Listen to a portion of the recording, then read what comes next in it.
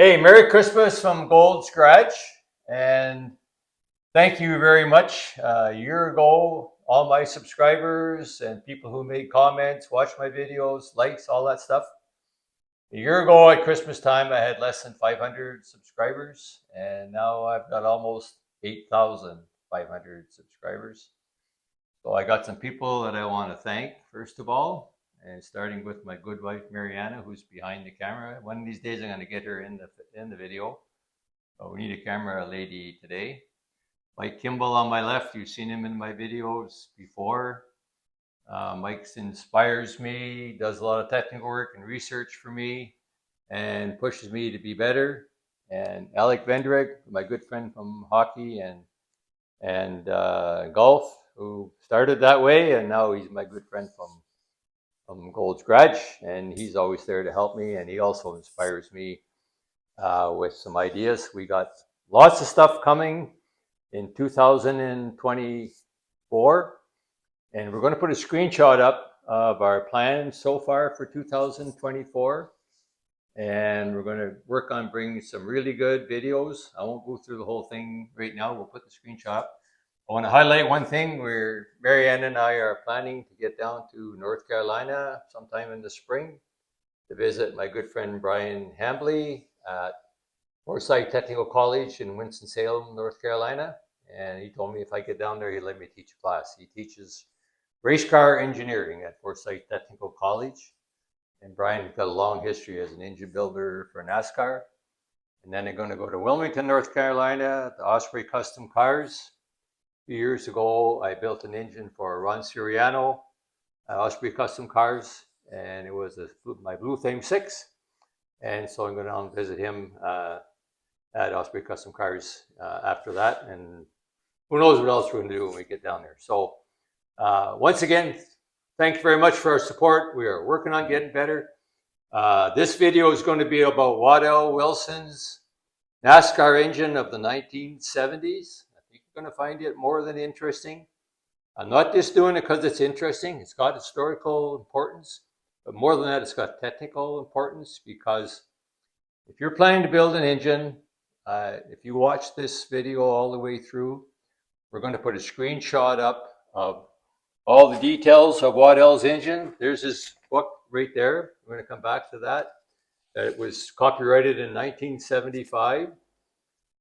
Waddell made 520 horsepower at 7,000 RPM with a modified Chevrolet 350 you could buy at a showroom for 500 miles at a time.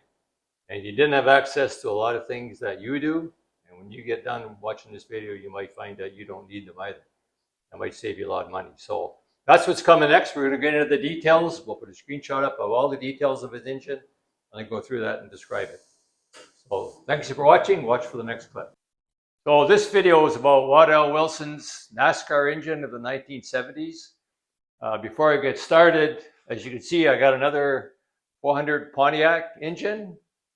And this engine goes in a 1970 Pontiac GTO 4-speed air conditioning convertible car. Pretty rare car. And the owner brought this to me yesterday or day before. It's been rebuilt by others. Had some problems. I don't even know exactly what they all are yet. So we will talk about the details of this, because I got another Pontiac right behind. Joe Fernandez Pontiac also is next. And we're just waiting on Joe to get some parts. So I'm going to be have lots of practice on Pontiac. So the purpose of this video is to talk about Waddell Wilson's NASCAR engine of the 1970s. And this is not just to amuse you or entertain you. This video is going to have more than historical importance. It's going to have technical importance, because if you pay attention to it, you will realize there's a lot of things that you may be contemplating spending your money on that you just don't need. Because in 1975, Waddell Wilson didn't have a lot of things you can buy now. Before I get, please like and subscribe. I've already mentioned we've grown from 500 to 8,500 subscribers this year. We really didn't get going until April, and we're growing at an exponential rate now at Gold Scratch, thanks to people that are watching, commenting, liking, sharing my videos. So please continue to do that. That's why we make videos. So back to Waddell Wilson. In the 70s, NASCAR engines, NASCAR stock cars were stock cars. You pretty much could buy them on the showroom floor and modify them, and that's what they did back then. You taped up the steering wheel and knocked out the headlights and a few other things and went racing. I read an interesting story recently about Richard Petty in the days of the wing bird engines, bird cars that they had with the big wings on them and the nose. So Plymouth around 1970 gave Richard Petty 3 of these to race in NASCAR. He raced one, he used the other one for spare parts, and the third one his wife drove it back and forth to work. That's how much NASCAR has changed since then. That's a long time ago, but that's how much NASCAR has changed. So when Waddell Wilson was building engines in the 70s, most of the parts and components, 350 Chevrolet engine, were Chevrolet or GM parts that you or most other people could buy at the time. And he did pretty good. He made about 520 horsepower. I'll give you the details of his dyno test. I have all that information from his book. I've already shown the book once, I guess, but we'll show it again. As you can see, it's well worn out. I bought this book, I don't know, more than 30 years ago anyways. I've read it a number of times. And recently on my channel, there was a debate back and forth about whether or not you need 4-bolt mains in a Chevrolet engine, whether 2-bolt's good enough. And one of the subscribers weighed in that he was a NASCAR engine builder back in the 70s and the 60s and talked about how they modified the 2-bolt main engines because they didn't have 4-bolt mains until 1969. And that inspired me to go find this book. It took a while to dig it up. I hadn't looked at it for a long time. I reread the whole thing since then and relearned a lot of things that I learned 30 years ago. So I'm going to share all that with you. Mike's going to put a screenshot of all the details that I'm talking about. If you got a chance to pick this book up somewhere, I'm not sure if you can still buy it or not, but pretty much I learned a lot anyway. Let's put it that way. Let's leave it at that. So to start with, this tell you how where he got to the end. He made 520 horsepower about, measured on a dynamometer that does not have any electronics attached to it. A dynamometer only measures torque. It does that with using a strain gauge. Readout was completely analog. All he could do was read torque off the chart, write down the numbers, and calculate the horsepower. And I'm going to make a video about that soon, about the difference between torque and horsepower and how a dynamometer works. But that's what he had to work with. He didn't have, now when you watch our videos or anybody's dynamometer videos, you got a nice digital display, an HMI that gives you all the data that you need to know automatically. They didn't have any of that. So anyway, those engines with mostly Chevrolet parts went 500 miles, Talladega, Daytona, all the other 2 mile, mile and a half tracks, very reliably. And here's what he did to put it together. So by the 70s, they did have 4-bolt main blocks. So obviously that's what he used. A Chevrolet block, not an aftermarket block that they did some modifications to. Now the 350 Chevrolet was the last of the 70s, the last OEM engine that was in a NASCAR car. Later engines, the 18-degree motor, the SB2, the R07, and there may be others. I'm not a historical, I don't know all the details of the history of NASCAR, but I'm pretty sure that's the 3 main engines that followed. I think the R07 is still current today. None of those engines you could buy. None of those engines came in a car.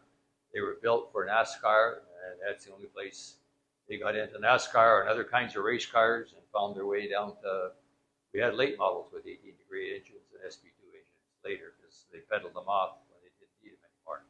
But in the 70s, you dealt with the engine that came in the car and you modified it. So a 4-bolt main block, Chevrolet cast steel heads that he hand ported, and he provides all the details in the book about what he did to port them. 12-to-1 compression ratio using TRW 12-to-1 forged pistons. And they had to calculate the compression ratio manually too. They didn't have Summit calculator. They didn't have Wallace dynamic compression calculator. They figured it out with slide rules the same way as I did until I found out about the Summit calculator. So anyway, 12-to-1 compression. He doesn't mention what compression pressures in the book. So I'm not sure where they got to with that. Ford Chevrolet crankshaft. He actually gives the Chevrolet part number that you could buy one across the counter. You could probably, I don't know if you still can, but could at that time. Ford's crankshaft right from Chevrolet. On the connecting rods, they did a couple different things. They did use Chevrolet rods. They also used Corolla rods and CSC rods, but they also used Chevrolet rods. But what Waddell Wilson was doing back then was buying forgings from Chevrolet, and they would machine them themselves. And they can make those rods either a 6-inch rod or a 5.7-inch rod. The 6-inch rod was used for super speedways. The 5.7-inch rod was used for short tracks. He did measure rod stretch with a micrometer, but nowadays you have special rod stretch micrometers and special dimpled rod bolts that are made to do that. You use an ordinary micrometer and measured one end of the rod bolt to the other, and that's how he figured out stretch. By the way, the right numbers between 5 and 7 thou, depending what thousandths of an inch, depending what you have. Usually around 6 thousandths of an inch is equal to about 45 or 50 foot-pounds. So that's how he did it. Bearing clearances, 2.5 thousandths on the rods, 2.5 thousandths on the mains, and that's still pretty much what we aim for today. Plus minus is a good number to use. On those TRW pistons, 1/16 ring package. So 5/64 was the standard, still is in a lot of engines. Nowadays, NASCAR engines are down to a millimeter, less than a millimeter, I think 25 or 30 thousandths of an inch. The thin ring package is the way to go nowadays, but for drag and resistance. But 1/16 ring package was considered a thin ring back then. He did use a 427 oil pump, so a big block oil pump. For more oil volume, that he did some modifications. Here's a really interesting point I picked up. So he talks about priming the oil system in an engine, and nowadays we always say you got to prime it until you use an aluminum priming tool, until you got oil coming out of every push rod, every rocker arm, going down the valve spring. So Waddell Wilson's point was you put a screwdriver handle in there and turn it until you hear a gurgling sound, and you know you got oil pressure. That's how he did primed an engine. So there's nothing wrong with doing all that. I've always done that. The full priming job, probably will continue to do that. This shows you how the thinking has changed over the years. Here's one that won't be too much of a surprise. No ARP rod bolts anywhere, or any other kind of bolts. Use Chevrolet regular head bolts. I did use studs. There was no ARP at the time. Not sure where the studs came from. They experimented with head bolts, and they stopped using them because they said they caused more trouble than they solved, because the head bolt would tend to dimple the top of the block when it was pulling out. So he stopped using those. So they used regular head bolts. Continuing on with Waddell Wilson's book, the next thing that they didn't have in the 1970s was assembly lube. By the way, I did think I mentioned it, and I talked about Waddell before. I did some research on him recently. He was born in 1936, so if I got the math right, he's around 87 years old. He's still in North Carolina. I mentioned him to Brian Hambley recently, and Brian said, yeah, I just saw him in the shop here a little while ago. So maybe if I'm really lucky, I might even run into him when I'm down in North Carolina. Anyway, back to the story. No assembly lube. So here's probably the most significant thing is the camshaft, and that's how he made with a 350 engine, 520 horsepower. Only had 12-to-1 compression ratio, ported steel Chevrolet heads, once again, Edelbrock manifold. The camshaft was a Reed camshaft, and the Reed camshaft, I'm not sure if they've been bought out by somebody else now, but they were pretty dominant in NASCAR, and he was definitely a Reed guy. So I'm going to read it off. 525, 533 lift, which isn't that big. I mean, my modified production drag racing car around the same time was bigger than that. 296, 304 degrees. But Waddell's measuring duration at 20 thousandths of an inch. Today, the standard is all camshafts are measured against each other based on 50 thousandths slash in order to make them equal. That didn't exist back then. So he used 20 thousandths of an inch as a way of measuring, and now it's become a standard. So 108 degrees lobe separation angle. That's probably important. That's something we found. This last blue engine that we built has got 108 degree lobe separation angle, thanks to the research that Mike did for me. Valve spring pressures, 150 pounds on the seat and 325 pounds open, so not too crazy valve spring pressures for 7,000 RPM. And don't forget, those valve spring pressures are, as you had a cam less than 500 thousandths of an inch, would only be like 300,000 or 300 pounds. He did also mention that they did use 1.6 rockers. These numbers I just gave you were with 1.5 rockers. Stock Chevrolet push rods. So Waddell's tip is you had to deal with the shop, with the Chevrolet dealer. You could go in and check a whole bunch of push rods and roll them on the bench to see which ones weren't bent, so you could get 16 straight push rods, because a lot of them come right out of the box not straight. But there was no mention of any other kind of push rods at the time. On the camshaft, they use Dow Corning Molykote grease. And another product which was pretty familiar at the time, I think you could still buy it from General Motors, called EOS, Engine Oil Supplement. I remember reading this when I read Bill Jenkins years ago, recommending using EOS. He was doing the same thing. It's a special heavy lubricant, kind of like the idea, I think, of STP. You don't hear that name anymore. It got banned somehow or whatever, but it's kind of a similar idea. The engine had a valley pan, which that's a nice part that protects the hot oil from getting up into the bottom of the intake manifold. For head gaskets, you use two stock Chevrolet steel head gaskets. You use two of them together. So now you got MLS, multi-layer steel head gaskets. What's a multi-layer steel head gasket? Probably more than two, but it's multi-layers, right? So I guess he kind of invented the concept, and he painted them with aluminum paint. And I think I mentioned in a recent video about one of my old engines, we used to paint them with aluminum paint.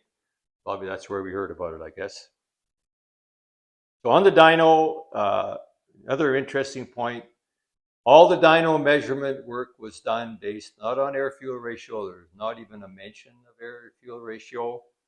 Brake-specific horsepower, which is the measure of the efficiency of an engine. So brake-specific horsepower is the pounds of fuel it takes to make 1 horsepower for 1 hour.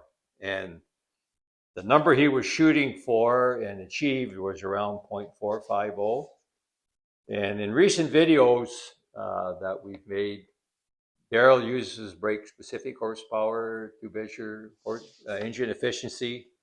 We had a question from a viewer, why don't you use fuel-air ratio? It looks like it's a little bit lean. And this is the measure of the efficiency. Now, I understand today that modern NASCAR engines are less than 0.4 pounds per horsepower hour. But obviously, where fuel mileage is important, in NASCAR it is, the leaner it is, the more efficient it is, the lower that number is, the longer you're going to go before you need to buy gas or stop for fuel, right? So 450 pounds of 0.450 pounds of fuel per horsepower hour. So, and once again, there's a picture in the book of him reading the analog meter on the dyno, no HMI, there was no calculators, no computers, measuring it and recording the numbers as the dyno was going up, and then calculating the horsepower based on the torque that it was putting out. So hope you found that interesting, and I think it kind of validates some of the points that we've talked about in my channel, that since Waddell Wilson was building engines in '75, he built them for a lot longer after that too. I'm not sure when he actually did retire, but marketing, there's been a lot of great products come on the market, and most of the products are as good as they say they are. The point is, for a lot of them, you just don't need them. if he can make 520 horsepower for 500 miles this way, you can too. And there's a lot of things that you may be contemplating spending money on that you might not have to. So that's my thought for today. And once again, this is the end of our Christmas video. Thanks again to Alex and Mike and Mariana for supporting me through the year. And please watch. We're going to have lots of good stuff coming up in the next year. Thanks for watching Gold Scratch.